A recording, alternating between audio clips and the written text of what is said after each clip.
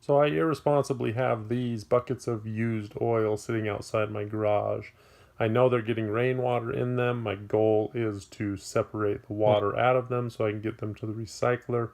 The first step is going to be to put a self-tapping screw in the bottom of the bucket to create a drain hole. The rubber washer will then seal that bucket up later.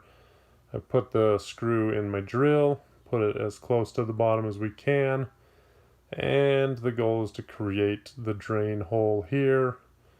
You can see the water will run clear out of there. You can see how much liquid we have in this bucket. It'll be interesting to find out how much of that is actually water. So we've drained 1 to 2 inches already, and the water continues to run clear. And we're at 3 or 4 inches now, and maybe 6 to 8 inches, and the water continues to run clear. Now we've gotten to the bottom of the water, and you can see this oily goo that's pushing out. We want to put the self-tapping screw in. That rubber washer will seal it up nicely.